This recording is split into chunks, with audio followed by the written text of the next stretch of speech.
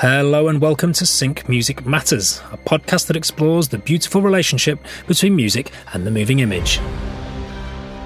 My name's Jim Holstrip and I'm your host on this journey, as each week I chew the fat with industry professionals who, on a daily basis, work with music for visuals.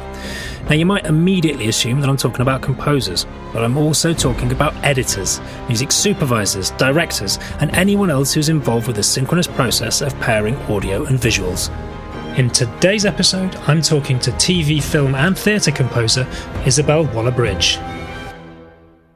So, what can you expect from today's chat? Well, Isobel reveals how she finds musical inspiration in pretty much anything but music. In fact, when talking about inspiration, she tends to reference people like Francis Bacon, Tilda Swinton and Carson. But she also shows her love for composers like Ennio Moriccone, Danny Elfman, Gustav Mahler and Wendy, amongst others. We dig into the prevalence of drone-based music in modern score and her love for it, that and Detroit Techno. We go under the skin with her work on the Netflix series Munich, The Edge of War, as well as her recent project with the Philharmonia as part of their climate change season. We also talk about her electronic score for Vita and Virginia, and how the instructions from director Chanya Button were lasers and no piano. Isobel also reveals why she's petrified of monkeys. As ever, all the music mentioned in this episode is linked in the show notes, which you can find on your preferred podcast platform or in a slightly more digestible format on my website, larpmusic.com/Sync Music Matters Podcast. And of course, Sync Music Matters Podcast is hyphenated. Alternatively, you could just go to larpmusic.com and click on podcast in the menu. It's probably a bit easier. Isobel Waller-Bridge is an award-winning composer and sound designer for TV, film and theatre. Her recent TV soundtracks include Emma, Black Mirror, the episode Rachel, Jack and Ashley 2, Vanity Fair, Vita and Virginia, The Split and Fleabag. And recent theatre credits include Wojciech at the Old Vic and Knives in Hens at the Donmar Warehouse. Isobel's eclectic scores move seamlessly between sweeping orchestral and analogue electronica, often blurring the lines between music and sound design. She won Best Composer at Underwire Film Festival and winner of Best Sound Designer at Off West End Theatre Awards. Isobel likes to flex her electric pop chops and has even been arranging strings for Norwegian artist Aurora and was commissioned by the Philharmonia to write music as part of their climate change season. Isobel Waller-Bridge. Hello. Thanks for joining Sync Music Matters. Thank you for such a nice introduction. Oh, you're very welcome. It's pop chops is the first. I like that. Pop chops, yes, pop chops. Absolutely. The Philharmonia isn't quite so poppy as writing for Aurora, but still. Yeah.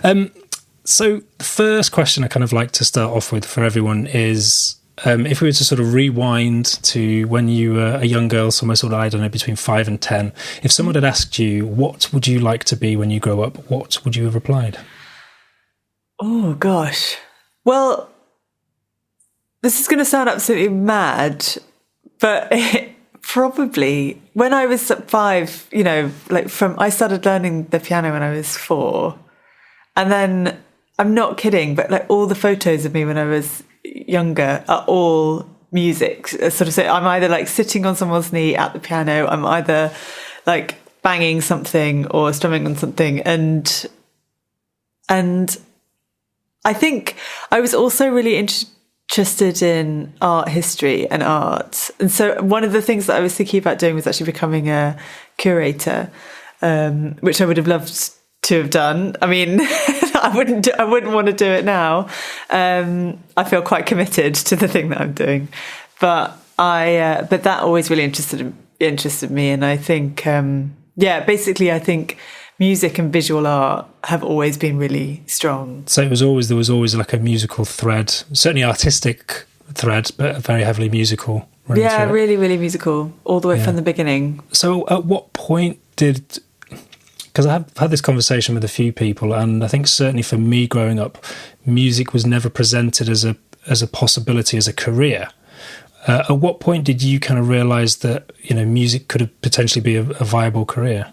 Or were you thinking of it in terms of career, or just as in, I love this, I'm going to do it? I don't think I was thinking about it as a career until much later. I think I realised that it was what I wanted to do, but the idea of actually earning a living from it was like, that was a dream that I was really trying not to I was trying to keep my kind of expectations quite low and realise that I really enjoy doing it and it gives me a lot of strength and pleasure and all of those things. But I was quite prepared to maybe be an academic, actually, is what I thought I might do. That was later on when I got to university, and then I was going to go and do a PhD and thought about kind of going down that route. But when I was at school, it wasn't really suggested as a kind of career, I don't think. Even though we were taught about composers, we weren't talking about the kind of film composers, and I was listening to them and getting really obsessed with like Morricone, but they were so far away. They were, I couldn't imagine it. And then I was quite a serious pianist, so I did think about perhaps, but my technique was never that good. So I knew that I'd be a different kind of player. I wouldn't be your kind of really traditional player. So it was not until later. Yeah. Is there a different mindset between, say, being a concert pianist or like a musician versus being a composer? Well, I think the discipline, they both, being a composer and being a musician, I think requires like the same amount of kind of discipline, but the way it's sort of, the practice of it is quite different, I think. Or maybe it's not. I mean, I don't know how qualified I am to talk about being a musician, because I really only do it, I play only occasionally and perform only occasionally. But when I was being really serious about it, I was practicing for kind of 9 or 10 hours a day. No joke. Wow. Like really, and loved it so much. And that kind of structure really appealed to me, and going really deep into something. And with composing, it's a kind of strange, with practicing and with, you feel the improvements of it kind of almost instantly. I think like you practice something over and over and over and over and over again, and then you can sort of do it better. But with composing, I feel like I have to do a lot of thinking and a lot of sitting and looking out the window. Yeah. And then eventually I'll start writing. So it's like the energy is different. Yeah, sure. But the time is the same. Okay. That would segue nicely into sort of talking about your process, but something else I just want to sort of come back to is you mentioned sort of the idea of academia, because you studied music at university, didn't you? And then you actually did a master's as well. Now, I think this is as much for me as it is anything else, but I think in the past have been quite surprised by, when I've had sort of interns, been surprised by how many of them have finished a degree and then gone on to do a master's. And I think I have been guilty of being sort of quite scathing about the sort of the doing of the master's. I'm sort of like, and this is probably speaks mainly to the fact that I'm sort of more an apprenticeship kind of guy, and I'm like, we're learning on the job rather than sort of studying. Do you feel that doing the master's stood you in better stead later on? It's a really interesting one, because straight after I did my master's, I then sort of basically did an apprenticeship with a film composer, and the difference in the rate of learning was quite extreme, I think, because it was really the deep end. Like, the master's really fed my curiosity and gave me loads of time and space to kind of explore ideas on my own, and being supervised by people I really respected, by the composers that I really respected. So George Benjamin and Sylvina Milstein. And so that gave me that sort of, I felt like that gave me a kind of autonomy over my own voice and my work, and really I really just gave me the time to kind of I got really into spectral music and music concrete, and then that actually made me want to do sound design for theatre. So I wonder, without that learning and without that time to learn. But then, having said that, I think if you're curious about things, I don't think you need to necessarily go and do a master's to have the time to do it. I think I still am up until 4 a.m. kind of going down like wormholes about like, pieces of music that I've heard, or, composers that I like. So we finished the master's. What was the sort of then progression to working, sort of doing your apprenticeship and sort of into music?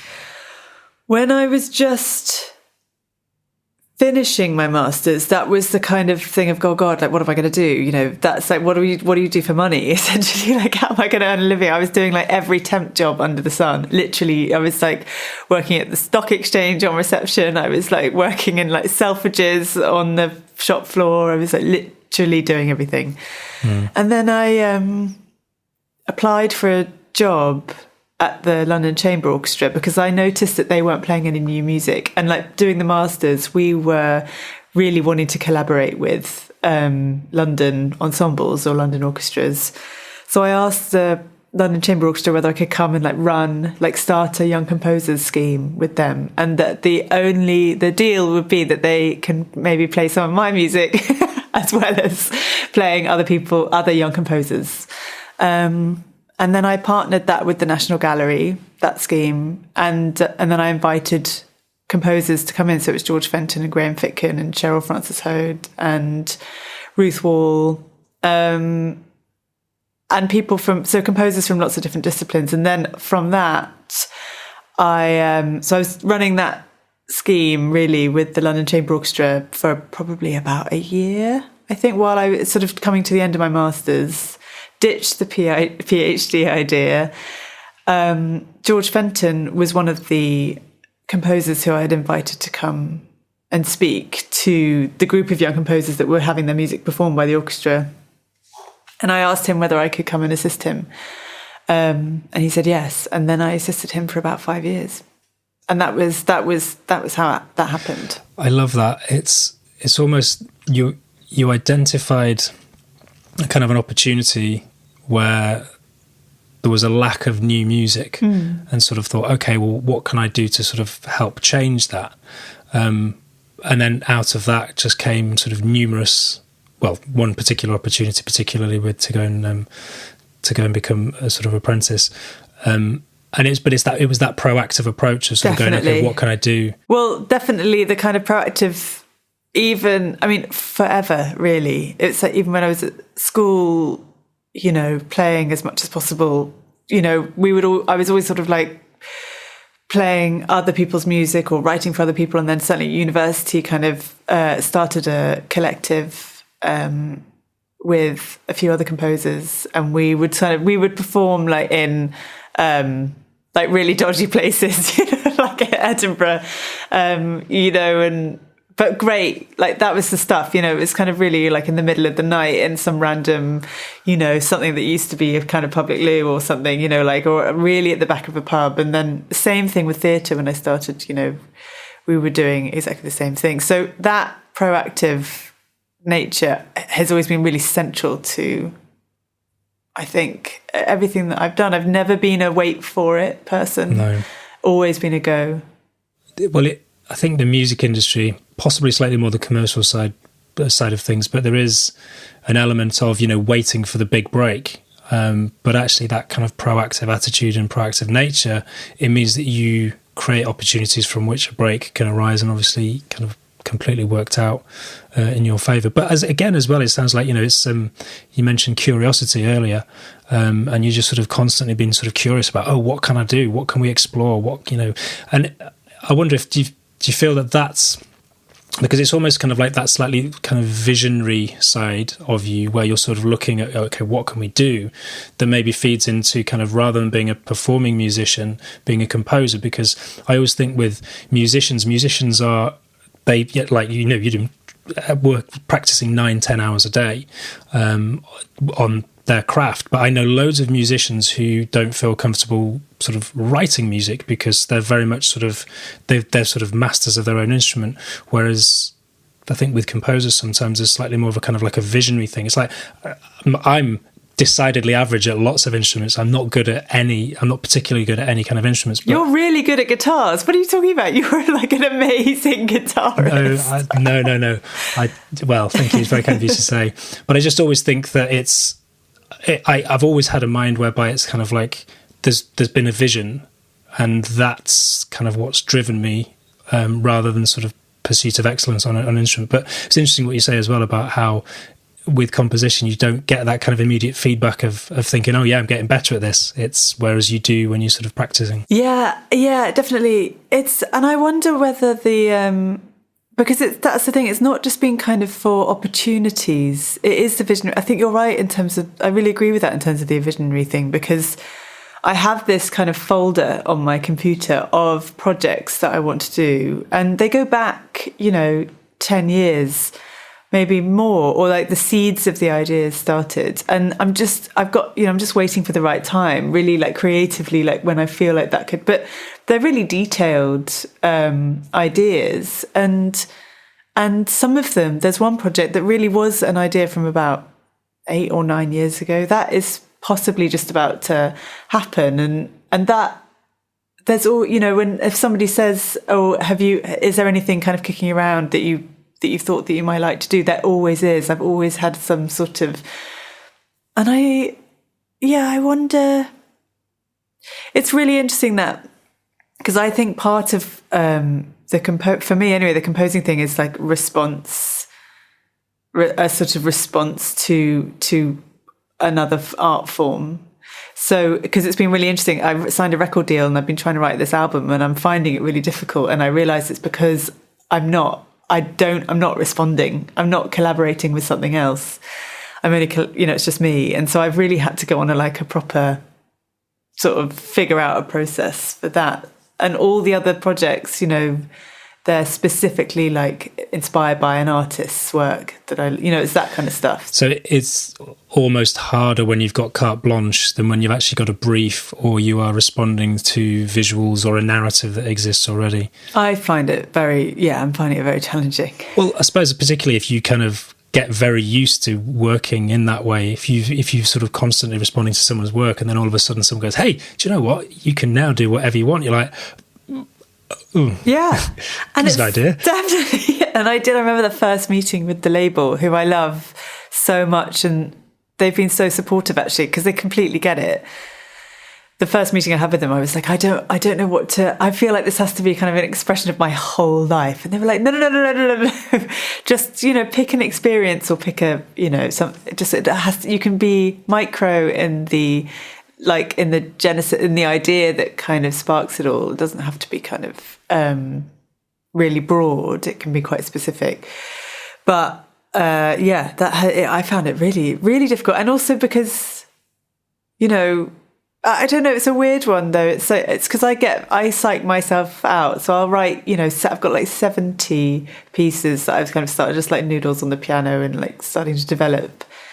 But it's also related to a deadline thing. I think without having a hard deadline, I really find it difficult to. This deadline is so part of my process. It's like the first thing that I need to know. So you basically need this record label to come back and say, we need this album by next week, and then you'll dig deep. You'll basically do 2 weeks worth of all-nighters and come up with the goods at the end of it. Basically that. Well, actually, the thing that happened, which has made it's like I know that I'm going to have to write it now, is because the South Bank Centre asked me if I wanted to do a performance as part of their Purcell Sessions, which is this series of concerts that they put on in the Purcell Room. Which is in May next year? In May next year, yeah. And I was like, I definitely want to do it because I really love performing. I don't do it enough, and it's like I'd really look forward to it. But I was thinking, God, like, what am I going to perform? And then I was like, this is perfect. This is absolutely perfect, because I know now that I have to have finished it all before the concert, so I can then maybe release some of it and then practice it and then perform it. So it's like, there's your deadline. Yeah. And that is very classic of me, actually, is just something that is really, really terrifying. Yeah. So if something gets you out of your comfort zone, that's a positive thing. It is. It can be really painful though, and there's in terms of that process, like every time I start a new project, I'm always really insecure at the beginning. I tend to kind of call my agent at some point and be like, this is terrible, and then it's just every time, and I recognize that now, and then I send off the first bunch of stuff, the feedback comes back, and it's usually, I'm not, it's okay. I'm doing it. And so just going back to, because I think I'm quite interested. So you've got this album where you can literally just do anything. Where do you start with that? What's the kind of beginning process? Do you start sort of just immersing yourself in sort of music, or do you just sit down at a piano? And then how does that then differ from how you would approach, say, a film or a TV show? Actually, if I start with the process of the film and the TV, because it's something that I know, so I'm much more kind of well-versed in it, I guess. Something you've worked out already, you're still working. Yeah, exactly.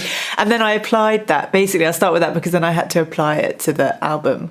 But where possible, I really love to be on board as it doesn't, they could still be at script stage.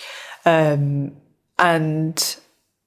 what I'll tend to do is read the script, have a conversation with the director and whoever else is kind of creatively kind of brought into that. Sometimes it's a producer, it's definitely the production designer, because the aesthetics are really connected to the music for me. And I think, I'm sure a lot of people would agree with that. And so then I'll be sent kind of stills, or I'll ask for kind of paintings or colours or something that, if they haven't shot anything yet, something that will that I can look at to start a kind of visual exploration, which then kind of translates itself into sound. And then I'll pick a scene from if we're still working from script stage, I'll pick a scene or pick, a moment, and I'll just try and kind of, I'll just sit down always at the piano really, and start messing around with stuff. And then I'll start getting creative with that and then bring it into the box and start kind of playing with it. Basically, I think the way I always work is I'll have like really in-depth kind of creative chats, and then I will always write away from the picture. So then I'll take the sketches that have just come from the inspiration from the conversations and from the aesthetics and from the story and from the journey that I know that the characters go on, and then I'll apply it to the picture. But then actually I just did a film called Munich, and the director did an amazing thing actually at the beginning. I was on that film for a long time, actually. It was like 9 months. So we were at script stage. And he asked me, he gave me 5 headline words that for him relate to the journey of the story of the film, and asked me to write a kind of theme or one, piece of music that that expresses those words. And they were quite broad. It was kind of family. I mean, really, really, the broad. And so actually a film that I've just started working on, I've kind of brought that process in. And so one of the words that, we're thinking about is trauma, because that's a big part of the film. And so I'm just immersing myself in that kind of what that sounds like. So it really is a responsive kind of process. And what does trauma sound like? Well, at the moment, it sounds actually it's not loud at the moment. It's not loud. It's quite dense, but it's not like a very vertical sound for me at the moment. And it's not a piano sound, it's not, I don't think it's like, it doesn't have the warmth or something that it's more abstract. Colder. Yeah. And it's interesting as well, I suppose, because it's interesting you're starting with a sort of like a key emotion, because obviously when you're writing music, particularly to picture, I think, but generally any type of music, it's all about emotion. It's eliciting an emotion in the person who's listening. So you've identified one key emotion, and it's interesting as well. It sounds like are you kind of still kind of adapting your process? You're taking a learning from one film and sort of going, hey, that worked really well for me, let's try and sort of use that. But I think I'll be doing that until I'm 90, hopefully. You know what I mean? Always always evolving. And I think that's also, that feeds back into why I'm always kind of reaching out for the new, like for different kind of projects, and also really enjoy doing kind of different genres, because it keeps me on my toes. But to answer the other part of your question about the album process, the first thing that I think the first thing that I do, I really love Carson, who's a writer and a poet, and I'm really obsessed with the Greeks. I really feel like my kind of life and work motto is go Greek or go home, in terms of, so I really feel like, and I really, really love those stories and how the world is, we're all, we operate on the same scale as the Greeks did in those stories. And anyway, Carson writes a lot about them. So I went to her because I'm writing lyrics as well, and so I went to her. I went to her work and actually wrote to her and told her that I was doing this, and drew a lot of inspiration from the way she structures her poems and a lot of the imagery in her poems. So is that, are you talking, so the way she uses words and sort of structures that, you're incorporating that similar sort of structure within music, or is there lyrics to this with the album as well? Sort of both. There are lyrics to the album because I don't really think of myself as a lyricist. So of course, the first thing I was like, I think I should try and write some lyrics. Let's go. It's just like a nightmare. But and there were some words, there were some sentences, but I've done this before, if I'm reading, like for titles, often I'll open a novel that I feel is close to the piece that I've written in some sort of way, and I'll just choose 3 words next to each other from a page. So I kind of took that a bit further with Anne Carson's work, but really actually the structure of a poem. Like if it was in like 3 verses, or I mean not verses, like stanzas, but then and then as I was kind of using her work, I was sort of getting a bit more confidence, and so then I was departed, which is also sometimes I find that's an interesting way to write music. You start, if I'm really stuck, I'll go to a piece of work that exists, I know, and then I'll be inspired by it, and then obviously move away from it and you make it your own.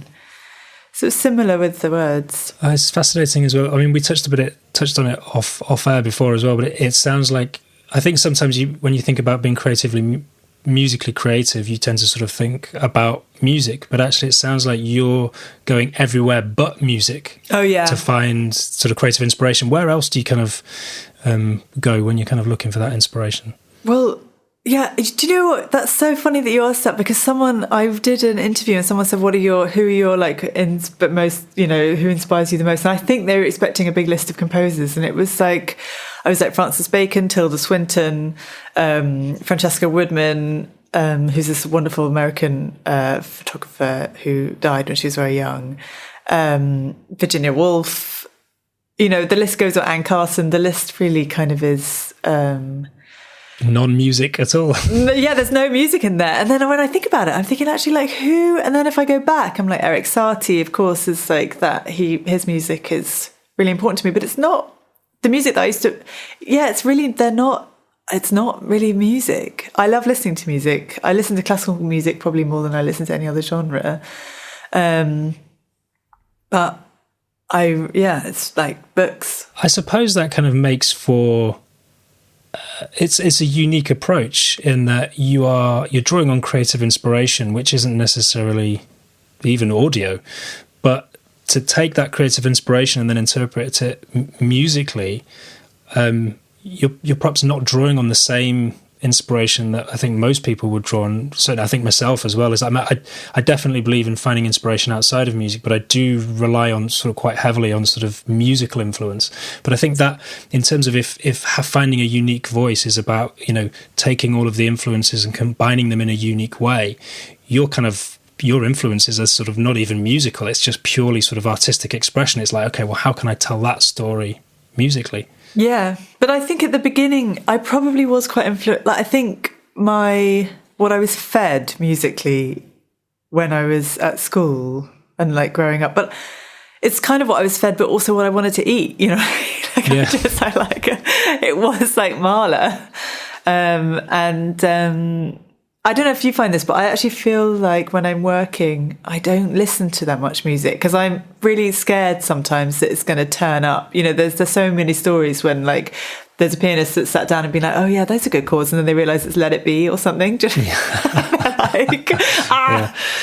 Well, I think from my point of view, one of the reasons I don't listen to music much when I'm working is because I just spend all day listening to music and make my own music, and it's like the last thing. It's it changes your relationship with music when you're making it all day. Is that like in my downtime, it's quite rare that I sort of go, put on some music. It's actually when I take a bit of time off that I sort of go, I'm going on holiday. I'm like, cool, let's listen to some. Yeah, totally. I'm exactly the same, and I have it because my partner is listens to a lot of like she listens to a lot of kind of loud music. Loud as in sort of like techno or metal? No, she's actually got the best. I love the music, but it's PJ Harvey, and it's so brilliant. But I've had many an awkward taxi journey when I've asked for, like, could we possibly turn the music kind of down, off, yeah, and but I like sitting in silence. I don't think it's that. I think it's okay. Definitely. And is that something that you, because obviously you're kind of drawing on different influences, is that something that you kind of think of consciously in terms of are you consciously looking to try and create something new and unique each time? Or is it just kind of is it an organic process?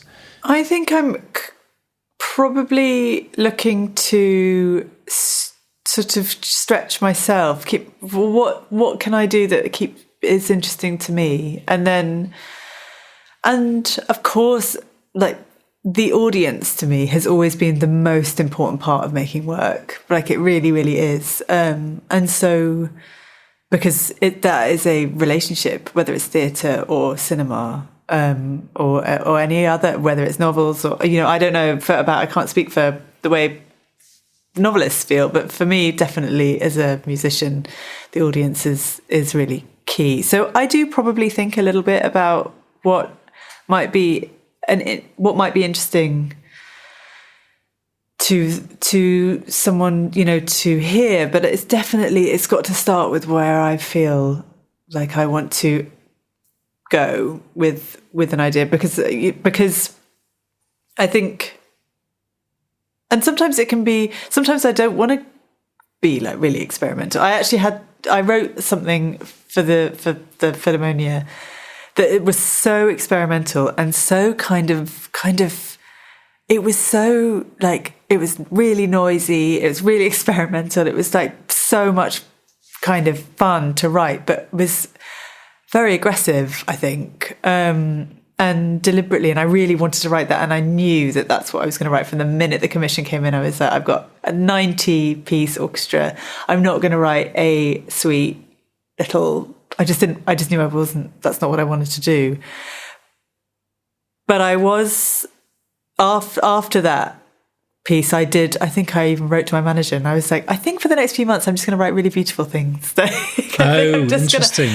I really was like, I think, but I don't know if you find this when you come off a project, when you end a project, there is saturation. Yeah, and I feel like I'm always a bit wobbly at the end of when a project finishes, and it's always because I've kind of made that project my home, and then that home goes away and I have to look for home.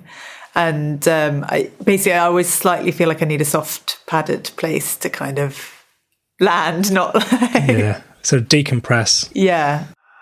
Under the skin. So, like, what sort of...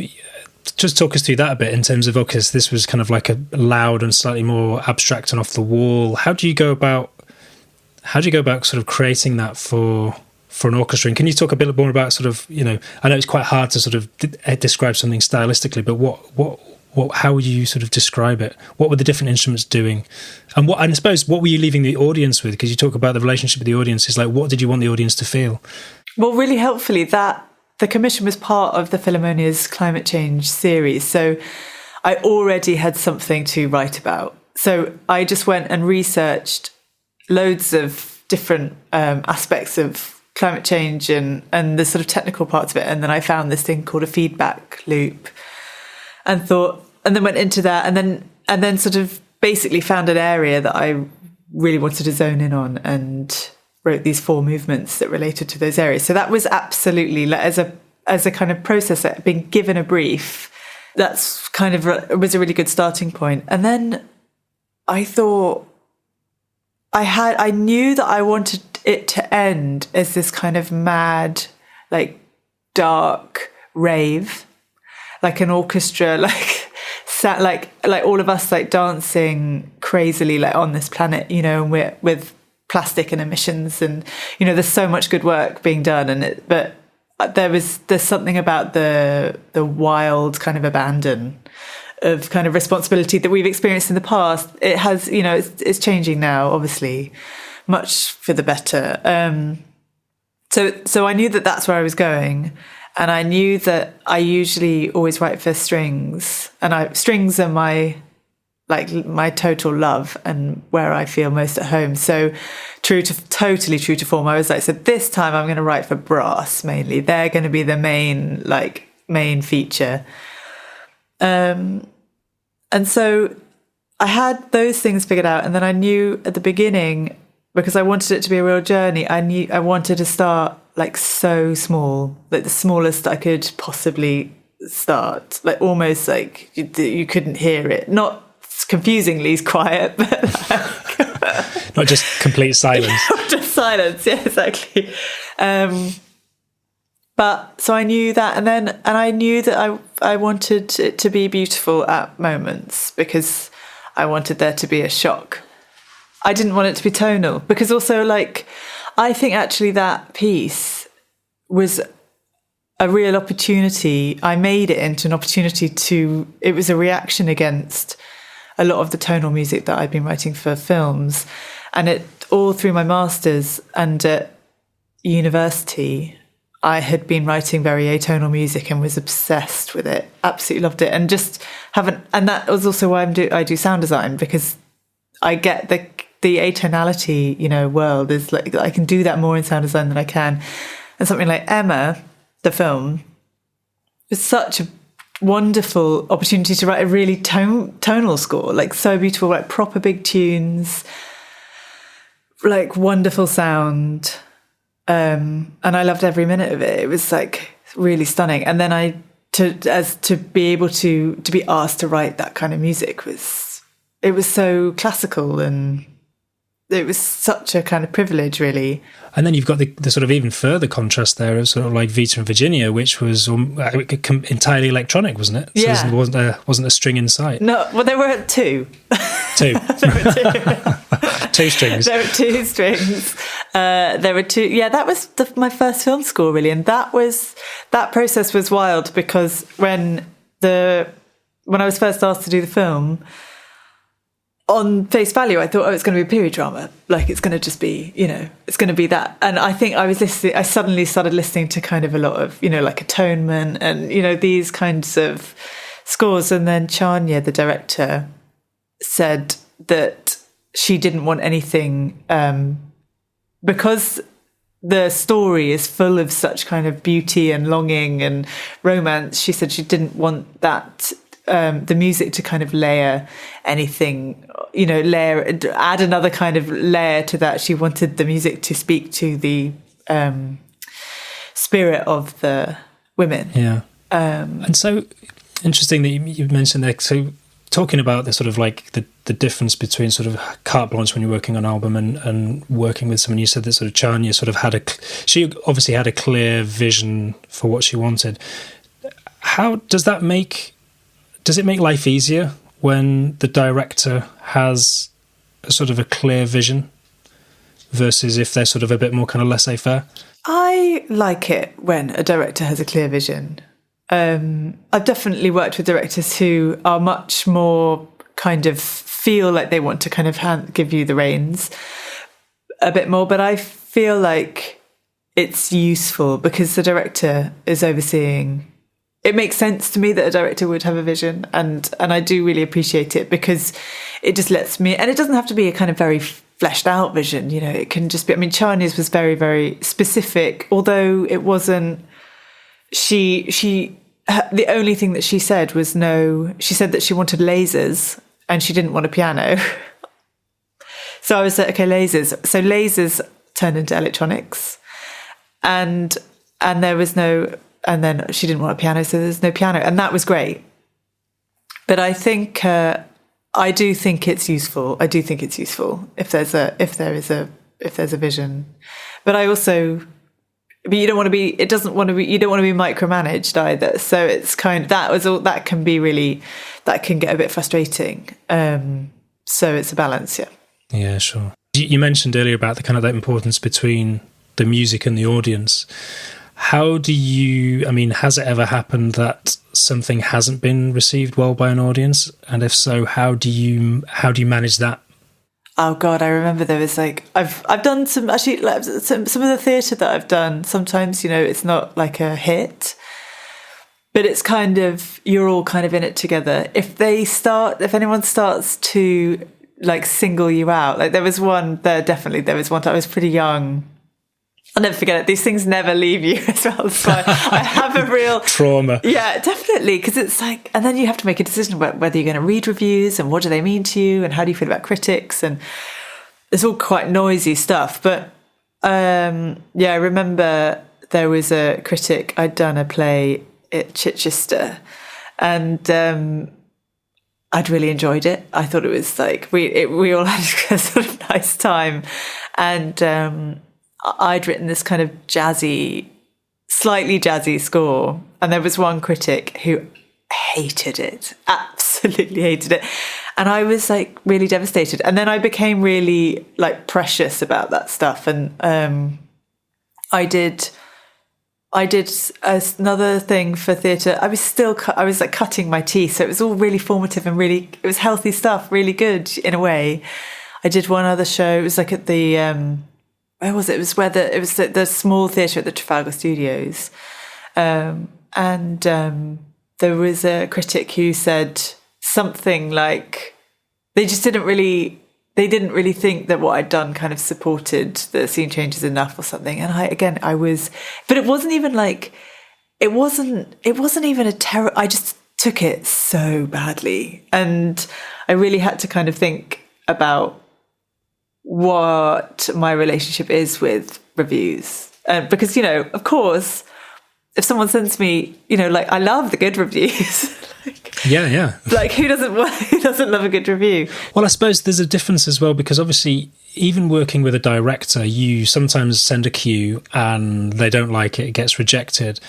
And even that's difficult, but at least it's not public. I think it's when it's public, it probably makes it that bit more difficult to sort of take when you've sort of been publicly flogged rather than just flogged behind closed doors.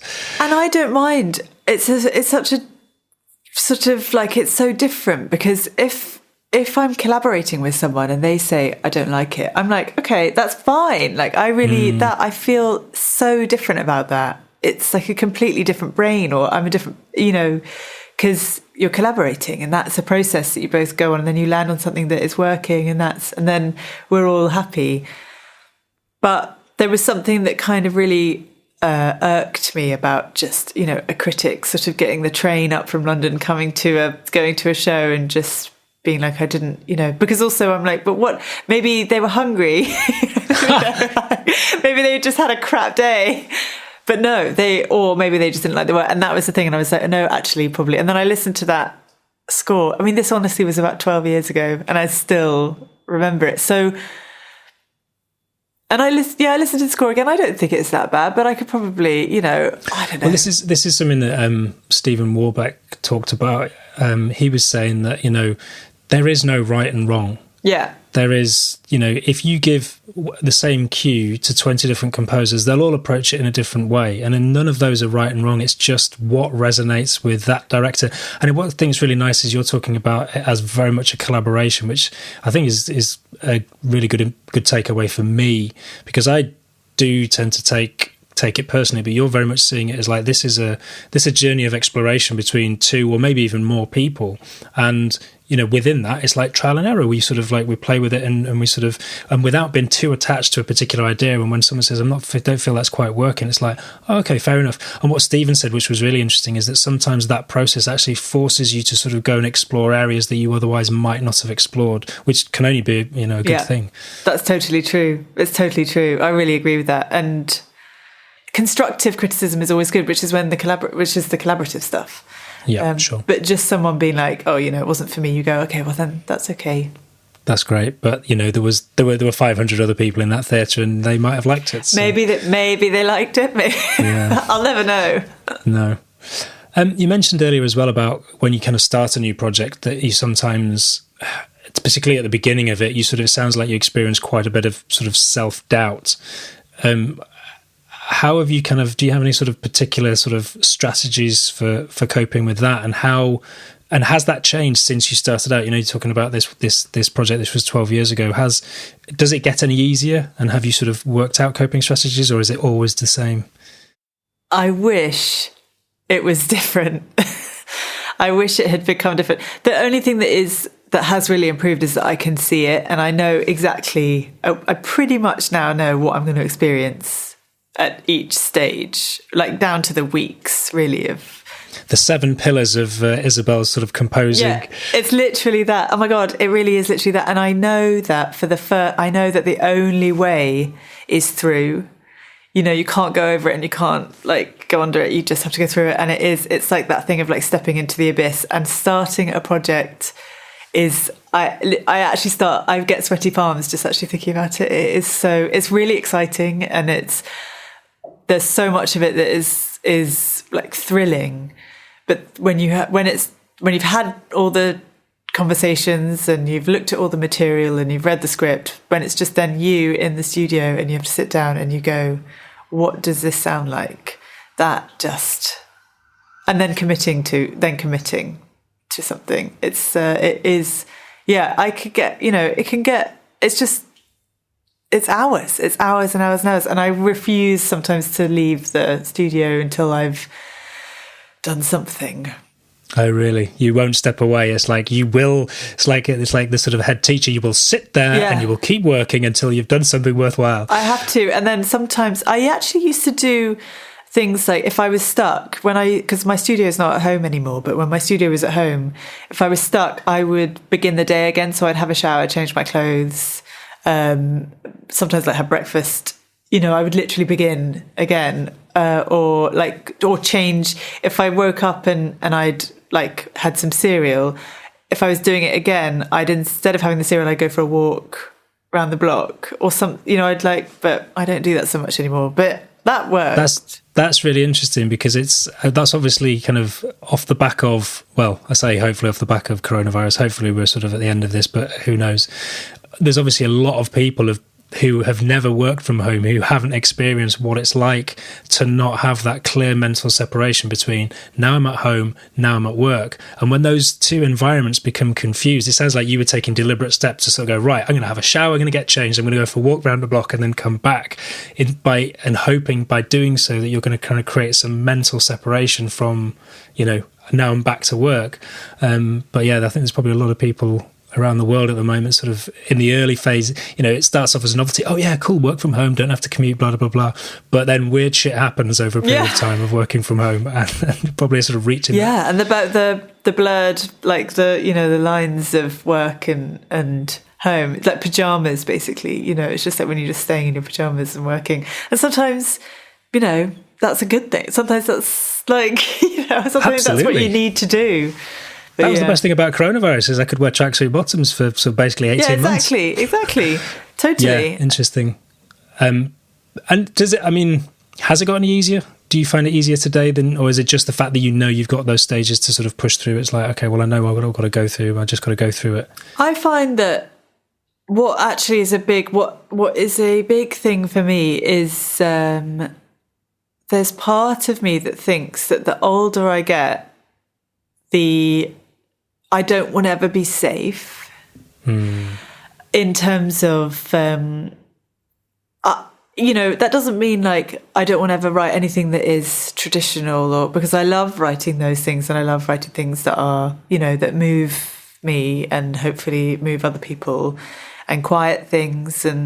But I think what I mean is I don't ever want to repeat myself. I think that's more of it because I feel like when I was younger, I didn't really know very much. And I was very I was just doing things and experimenting and writing whatever came to mind. And I didn't have the critic wasn't the self kind of critic wasn't very evolved. And now it is quite evolved, which is good and bad because I kind of know how to deal with it more. But when I'm going into a project, I feel like I want to always be reaching for something that and that it's not like it doesn't get that I'm just really aware of, I think. Yeah. Well, what's interesting as well is it sounds like that whilst because this is something I get hung up on, is sort of like irreverence and trying to do things differently. But it sounds like what you're doing is, rather than sort of going, okay, this is, what's the end product going to be and how's that going to be different? It almost sounds like you're just looking at how can I find a different starting point, a different foundation on which to build, which strikes me as being actually the way to do something unique. The way to do it is to sort of challenge yourself to come at it from a starting point of where's a new place to start from, rather than, okay, how's it going to sound, in a few weeks when I've sort of done the first things. I think that does feel kind of true. Getting a taste. I just quickly love to sort of get a taste for because I always think, what you mean, we were drawing it before, you talked about what you were fed at home in terms of music, and you mentioned Mahler. Are there other kind of not necessarily film scores, but other kind of seminal albums or pieces of music or experiences with music which you feel have sort of helped shape you today as a person, but also in terms of what resonates with you musically and what you put out into the world? For me, like the big hitters were at the beginning, like Mahler, basically all the kind of very kind of late romantic composers. And then Morricone, Danny Elfman, like Edward Scissorhands, I just... and then, but, I really love the kind of journey, watching the kind of culture, basically, of film scoring kind of evolve, because I'll never forget when The Social Network came out. No, actually, it was before that. It was when American Beauty, it was that, and it was Thomas Newman, and it was when that score, for me anyway, changed so much, because before we'd had all these big tunes, and then that was a huge, and that actually kind of started, I feel, like a kind of post-classical idea, And where do you feel film score is now, culturally speaking? Well, I don't know, because I've been talking to kind of friends, it's like, and actually talking to directors about it, because when they're thinking about vision for the music for their film, they talk about, it's not that they're talking about where they think the culture is, but it's just interesting what they kind of instinctively feel like they want, that is fresh, which is how, culture then reveals itself. I suppose there's been quite a lot of kind of drone music, I suppose, in the last 5 years. Yeah. Well, it's sort of peaked with June. Have you seen June? No, I haven't seen it yet. So it's fantastic. I mean, it plays into what you're saying. It's very much sort of kind of synth-led, fairly atonal drone, nice. But creates an incredible soundscape and adds, ramps up the intensity of everything beautifully. I think, because you mentioned atonal music, and like when you were sort of at university, you kind of, are there sort of like certain electronic music producers that you were sort of into, or sort of you can think of? Well, I like Detroit Techno, really specifically. Detroit Techno. I don't even know what Detroit Techno is. It's just, I kind of won't go into the like sort of, because someone will know more than me, but I just know that I really love that sound world and those producers. But I also, Daniel Avery, John Hopkins, the thing that kind of joins, I think, those artists is that it's not like clean sounds, it's not just like an electronic sound. And I've always been in a much more kind of like crunchy, I always like the crunchy places. So I guess, but now I feel like what I'm really interested in is kind of, basically, with film scores, for me personally, I really love some sort of a hook. So if it's like, even in a drone world, you can have a hook. And I think that's just, and it sounds so obvious, but I think that is just really important. And if it's like even one sound, if it's like incredibly minimal and you maybe only have 3 or 4 kind of identifiable sounds, those sounds might be made up of kind of hundreds of layers of things, but then it's like that kind of, it's like clarity, basically. So having, and it doesn't have to be, that doesn't mean like having a kind of big theme kind of played on a instrument. traditional instrument, but I do think, you know, because when I think like one of my favourite scores ever is Taxi Driver, and like Bernard Herrmann, I think is one of the, of course, you know, I'm not the only one who thinks this, but it's kind of what I find really interesting is I enjoy writing tunes, but I enjoy also burying them and also abstracting them and kind of making them feel kind of not as, maybe perhaps not declaring them in the same way as those older scores. Do you feel like we've kind of, because obviously in the 80s with the likes of John Williams, it was, you know, it was very much about melody, very much about hooks. Do you feel that it's modern sort of film score is much less about sort of clearly identifiable melodies and hooks, or are they just more subtle? I think the film scores that have done really well over the last decade, let's say, have all had some sort of a hook, but it's just not been in a particularly traditional like orchestration all the time. So, off the top of your head, can you think of any that just sort of spring to mind?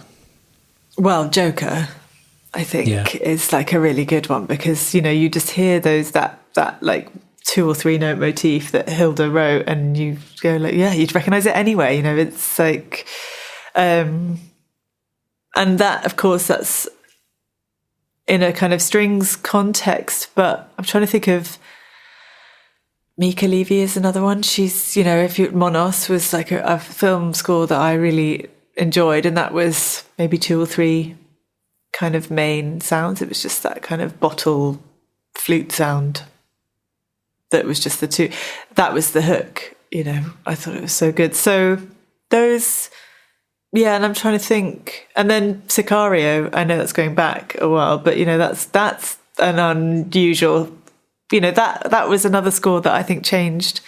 That shifted That was things. The first one that, when you said that was the first one that sprang to mind for some reason. Yeah. And how we've heard that kind of like descending double bass motif a lot since. So much. But it was so good. Yeah, he is so good.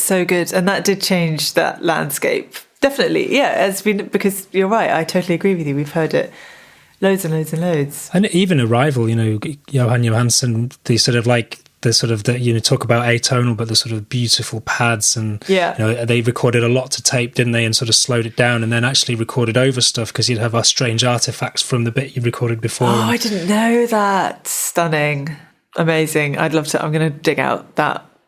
Was that a podcast that you listened to that was on that? Which was. Oh, do you know what? I can't even remember.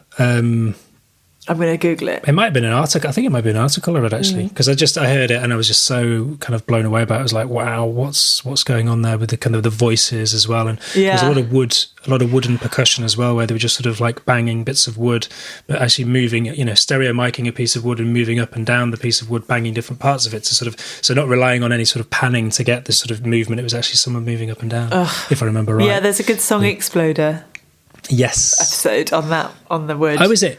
Well, I heard about the wood that thing. That might be where I've heard it. Maybe. Yeah. Anyway. That might be where I heard it, awesome. And just quickly, I mean, in terms of sort of TV, film, are there certain... Can you name certain films or certain shows? I mean, you mentioned Arrival and the sort of films that have changed the sort of soundscape. Were there certain sort of similar seminal movies or TV series which sort of you think have kind of shaped sort of who you are, your appreciation of TV or the visual arts and or music? I think Tarkovsky. Okay. David Lynch. These are just filmmakers, I suppose, but there's kind of... And... Can you remember anything as a kid, like going to the cinema and seeing something and just been like, oh, whoa, I do remember kind of seeing things like E.T. Although, actually, if I'm totally honest, I didn't have like the biggest reaction to E.T. I think it was... I was petrified. I scared the shit out of me, did E.T. Because there's this weird thing in E.T. where they shoot below the waist. You don't see, other than, there's only one person, I think it's the mother, you don't see any adults above waist height for the whole film. That's interesting. Which is only retrospectively I recognise that, but that was scary. And then the whole, I enjoyed it, but there was a level of fear with E.T., which actually I think probably took off some of the sheen for me. Yeah, that's interesting. That's it, because I remember basically, but again, I remember just like being so, basically, I think my ears did more than my eyes did. I like loved the film so much, but I was so dazzled by the music. I mean, it's one of those, so yeah. And, you know, and also I only found out the other day that E.T. was written by a woman. Oh, really? Yes, which made me just very happy. Like it even more. Well, you know what I mean? It's like, you know, at that time in the 80s, you know, I didn't, and actually, and when I think about Wendy Carlos, you know, scoring The Shining, and you know, it just that it's a strange one, but because there was such a minority then, it's kind of, and they were such great films. You know, Clockwork Orange was scored by Wendy Carlos, so it's like, although that film that really scared the absolute. That's a yeah. How old were you when you saw that? I was too young when I saw that. I think I saw that when I was like really too young, and it's I've only seen it once, and it's like images of that are just like seared onto my brain. The level of trauma. Yeah, definitely. So good though, but it definitely has influenced. Yeah. If I'd just like to finish up with a couple of quick fire questions and a bit of random trivia. So I'm kind of obsessed with like random facts about kind of movies and or soundtracks and scores. Do you have any random facts or? Well, the only random fact I have that I can think of is a bit of a painful one. Oh, so, go on. And actually, it's another Kubrick one. And I remember learning that it was John North who was initially hired to write the music, and it was before they were doing demos. So the legend goes that Kubrick turned up at the film scoring session and heard the first cue and just looked at John North and said, "Is it all like that?" And John North said, "Yeah, it is." And they finished the scoring session, but then they replaced the whole score. And I think that is something that he'd been working on for about 2 years. And I think he took it. I think it affected his health. You know, it was a big, but it was a really important story, because I was like, that's the other thing that people say so much in this kind of business, is that people get replaced more than you'd think. You know, it happens a lot. It really does happen a lot. And it's okay. I mean, there are, you know, if you're spending 2 years on a score, that is very, very painful to imagine that, incredibly painful. But that was my first story that I'd ever heard of a composer getting kind of replaced, and it was an important one. Thank God we can mock up demos on the computer. Yeah, exactly. Because to get 2 years down the line and then sort of go, actually, I'm not sure I like this music, it obviously probably wouldn't happen. But there's something Stephen Warbeck touched on, actually, is his agent reckons about 2/5 of composers get sort of sacked during a job, which people, you know, it's not advertised, it's not out there. And it must be really, really hard. But again, at the same time, is sometimes it's not actually about the music, it's just about the relationship and the communication, and sometimes the gap between the director and the composer isn't bridgeable. And in that instance, as you said earlier, sometimes it's better to sort of like take a step back and go, actually, do you know what, maybe I'm not the right person for this. But I'm sure, like, it's definitely going to happen. I know it's going to happen. I hope it doesn't. But I'm really glad to know about I'm really glad to kind of be like what Stephen said, you know, to have those kind of facts, because writing scores is really intense and it's really hard work, and you do put it's like you put your soul into it, and you have very intense relationships with your collaborators, so it's gonna hurt probably, I think, but most people are pretty kind people, so sure. Well, yeah, and, you know, thank you to you for so sort of generously sharing today, because again, I think I always find it very kind of reaffirming in a positive way when I hear about composers having similar experiences, and when you realise that actually it's totally normal, it happens all the time, it happens to all of us, that it kind of just makes it somewhat easier sort of to handle, to know that it's okay. So thank you for sort of generously sharing all your experiences today. I've got a quick bit of trivia for you. Oh my God, yes. Do you know what the first commercially available film soundtrack was? No, I don't. Snow White and the Seven Dwarfs. No. Do you know what year? Oh gosh, it's going to be... No, I don't. Have a guess. Well, is it going to be something crazy like... Yeah. But this is where I'm going to kind of really expose my kind of like lack of knowledge in terms of filmmaking. We can. dates. Well, is it like it's 1911 or something? Is it like bit later than that? 1934. Not far off. It was 1937. Oh, okay. But it was such a kind of radically new concept that I think the album was called something like Snow White and the Seven Dwarfs, the soundtrack to the Disney animation movie or whatever, because they had to be really explicit about what this was, because it was the first time that ever a movie soundtrack had been made commercially. How does it sound? I don't know. Do you know what? I've not actually listened to it. I wonder if it's available anywhere. I imagine you can only listen to it on a gramophone. Yeah, it's only available. There's a gramophone app that you plug into Spotify and you can listen to it through that gramophone. Wow, that's amazing! I didn't know that. I'd love to hear that. A couple of quick fire questions for you to finish up. Yep. What's your favourite biscuit? Oh, custard cream came instantly to mind. Yeah. Little known fact about Isobel Waller-Bridge? I'm a bit scared of monkeys. Oh, really? Yeah. Interesting.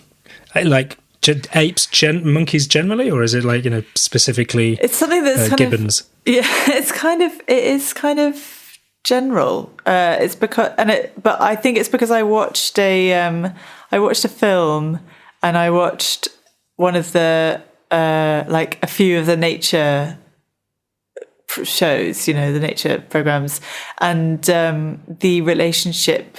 It was particularly like the mating. It was like that episode. There's a really amazing program on at the moment called The Mating Game, which I think is the new David Attenborough. Yes. And I watched the monkeys one, and I was terrified. Oh, wow. Absolutely terrified. So it sounds like as a youngster you were exposed to basically what is monkey porn, and it's sort of like seriously traumatizing. But I wasn't that scared of them until, actually, it's really been a kind of a recent thing. It's kind of really only been in the last, so I think there was a film that I watched that did scare me. So, yeah. Interesting. Well, my next question was, what scares you? So, that kind of double barrel. I think, what scares me? Aside from monkeys. Well, dying scares me. Death scares me. Yeah. My loved ones, it's probably more afraid of my loved ones, the death of my loved ones, than I am about my own. Yeah. And finally, what advice, if any, would you give to your younger self? To my younger self, I think I would